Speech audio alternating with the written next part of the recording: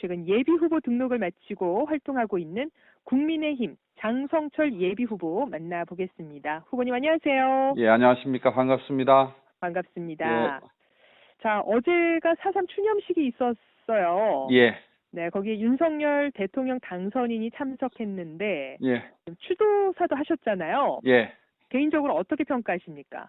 그 언론에서 윤석열 당선인한테 추념식 참석을 해서 추도사를 하신 소감이 어떠냐 이런 취지의 질문을 하니까 네.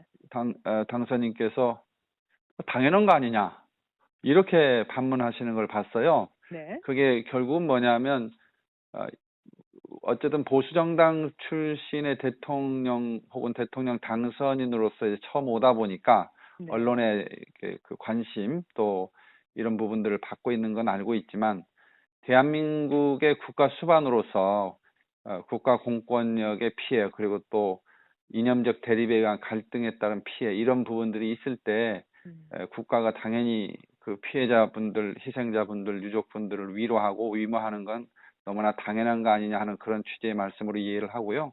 네. 또 후보 시절에 당선인 신분으로 반드시 4.3 일영제 오시겠다 이렇게 약속하셨는데 네. 약속 이행의 측면에서도 전 긍정적으로 보고요. 또 도민사회에서도 당선인께서 어저께 오시고 또 추도사 하시고 하셨던 여러 부분에 대해서 긍정적으로 받아들이는 그런 분위기를 느낄 수 있습니다. 그렇군요. 윤석열 대통령 당선인이 제주에 대한 구상 어떤 견해를 갖고 계세요? 지난번에 그 지역균형발전특별위원회가 인수위에 설치가 되었지 않습니까? 네. 거기서 지역균형발전 전략의 핵심 그 전략으로 그 쉽게 얘기하면 균형발전이라고 하는 단어 대신에 지방의 시대라는 말을 쓰셨어요. 지방의 시대. 예, 지방의 시대가 문재인 정부에서 지역균형 발전 전략을 이렇게 추진했는데 네. 결과적으로는 수도권 집중이 50% 이상을 넘어버리는 등 예전보다 더 악화됐지 않습니까? 그래서 지역에 대한 균등 지원을 전제로 한 균형 발전이 아니라 지역의 특성과 잠재력을 살리는 그것이 꼭 균등 지원이 아닐지라도 불균등 지원일지라도 수도권 집중을 막을 수 있는 그런 방향이라면 과감하게 하겠다. 그런 차원에서 이제 지방의 시대라는 용어를 쓰셨는데 네. 제주특별자치도는 다른 지역에 비해서 차등적 지원을 제도적으로 보장하는 특별자치도가 아니겠습니까? 그런 측면에서 보면 윤석열 정부가 들어서게 되면 제주특별자치도라고 하는 새로운 그 특례 제도를 갖고 있는 제주의 입장에서는 새로운 기회다. 이렇게 보고 그런 측면에서 제주 제2공항이나 신항만과 같은 제주의 새로운 성장을 위한 인프라를 과감하게 지원을 하면서 또 도민들이 걱정하는 환경 그 부하에 관련된 문제들을 해결할 수 있도록 쓰레기 걱정 없는 그런 섬 구축을 위해서 환경 인프라에 대한 국가 지원을 과감하게 하겠다는 두 가지 방향의 약속과 공약을 동시에 하신 걸로 봐서는 네. 제주 특별자치도의 제도적 특례를 잘 우리 제주 도민들의 힘을 합쳐서 활용하기만 한다면 네. 충분히 이 제주가 윤석열 정부에서는 새로운 성장과 도약의 기회를 잡을 수 있다. 그런 판단을 전 하고 있습니다. 그렇군요. 그러니까 이제 윤석열 그 새로운 정부가 제주와 잘 밀착해서 좋은 예. 결과들을 얻을 수 있을 것이다. 좋은 예. 기회다. 이렇게 보시는 거네요. 그 중앙에 준비는 되어 있는데 우리 제주도가 어떻게 대응하느냐에 따라 달려 있다. 이런 판단을 하고 또 책임 있는 정치인의 자세로 네. 그런 도민들의 요구사항과 바람을 잘 반영할 수 있도록 최선을 다하겠습니다. 알겠습니다. 자, 지금 이제 장성철 예비 후보는 4년 만에 다시 도지사 선거에 나서신 거잖아요. 예. 자, 도지사 선거 출마를 결심하게 된 이유 무엇인가요? 좀 현실적으로 얘기하면 그 국민의힘의 그 도지사 예비 후보에 관련된 지지가 이게 몇 개월 동안 계속되면서 네. 저의 그 활동이나 의사하고는 관련 없이 저에 대한 그 예비 후보로서의 지지율이 두세 배 이렇게 계속 오르더라고요. 그러면서 이런 지지율을 보면서 고민을 안 할 수 없었고요. 또 2018년에 도지사 선거는 바른미래당 도지사 후보로 출마를 했는데 당시는 바른미래당의 지역적 기반, 다시 말하면 비례대표 한 석이라도 얻어야 된다고 하는 절박감 때문에 도당 책임자로서의 책임 윤리 차원에서 출마를 했었다라고 하는 것은 아마 아시는 분들은 충분히 공감하시리라 생각하고요. 이번 도지사 출마는 어쨌든 윤석열 정부가 이게 들어서는 그런 과정에 이게 함께 있는 선거라서 네. 제주도민들의 역량이 어떻게 모아지느냐에 따라서는 우리 제주의 미래나 운명이 바뀔 수 있다고 하는 그런 절박감 때문에 네. 또 저에 대한 기대감이 있는 걸 확인하고 나서 최종적으로 어렵게 결정했다는 말씀 드리겠습니다. 네. 이번 지방선거 앞두고 대선을 치르시면서 제주도민들의 많은 의견들을 들으셨을 것 같아요. 예. 네, 어떤 목소리들 청취하셨는지 좀 이 시간에 좀 나눠주실까요? 그러니까 언론지상에서 우리가 보도되는 도민들의 어떤 관심이나 이슈도 매우 중요하지만 실제로 현장을 다니면서 저는 윤석열 후보의 대선 공약을 부문별로 정리해서 현장에 직접 배달하는 대선 공약 현장 배달 선거 캠페인을 전개를 했습니다. 네. 그러면서 다양한 분야의 도민들과 이렇게 만났는데요. 가장 필요로 하는 도민들이 가장 현재 필요로 하고 하는 건 뭐냐면 구체적인 일상의 문제들, 민생의 문제들을 우선적으로 좀 챙겨달라. 이 목소리가 아주 컸습니다.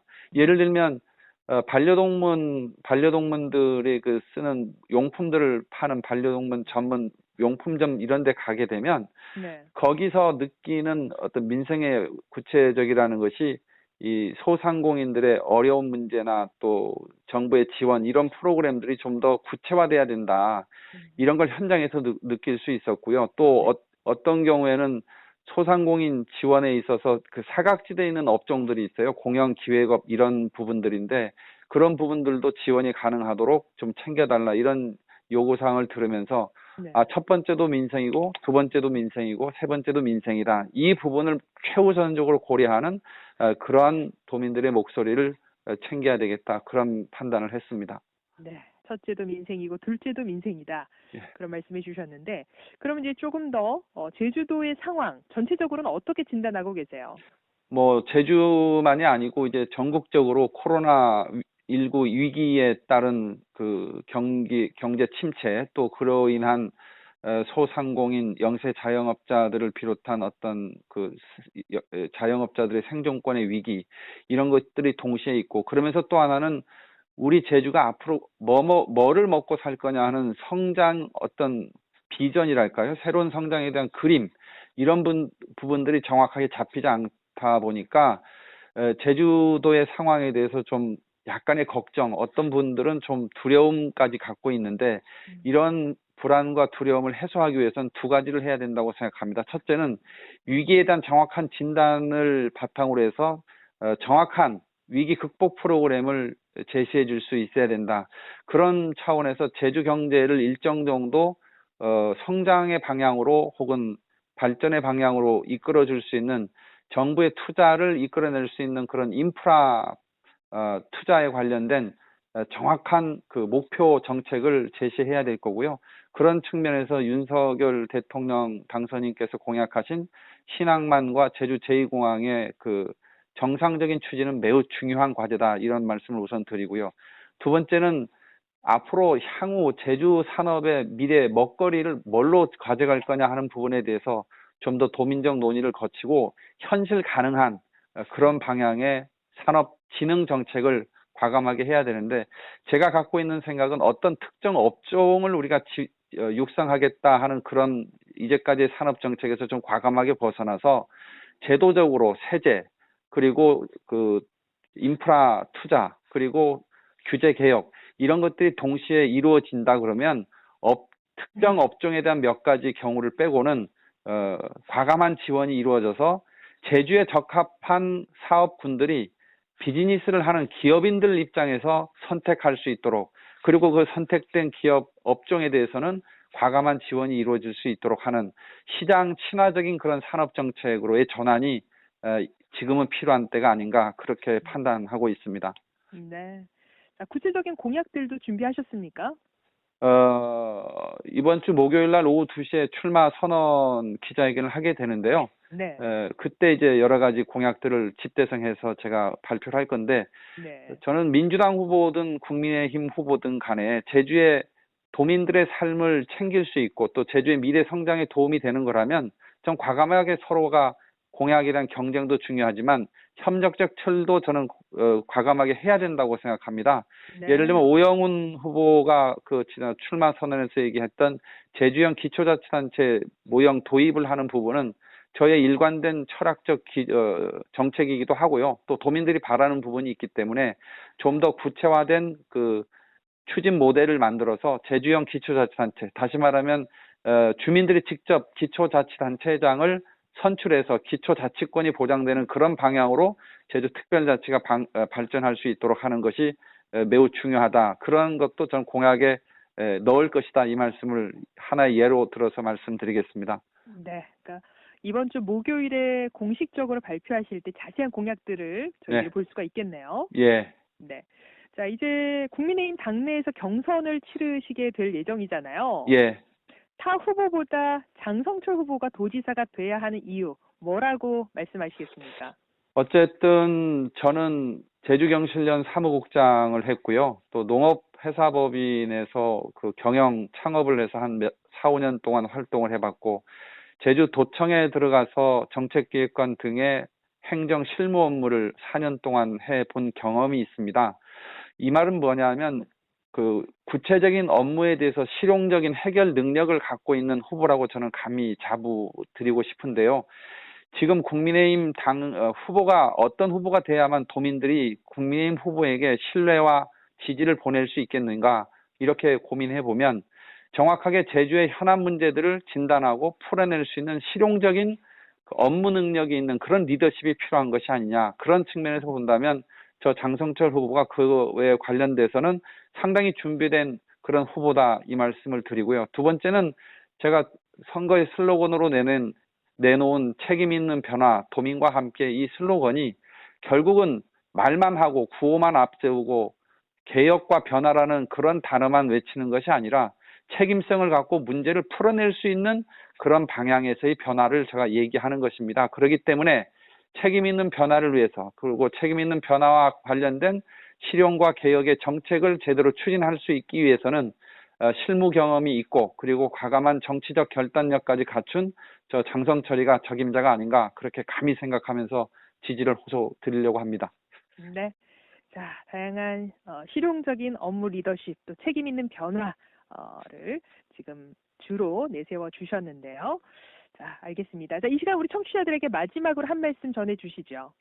앞에서도 말씀드렸지만 제주 사회가 그 코로나19에 따른 여러 가지 경제 변동 때문에 위기 상황인 것을 대부분 인지하고 계시리라 생각합니다.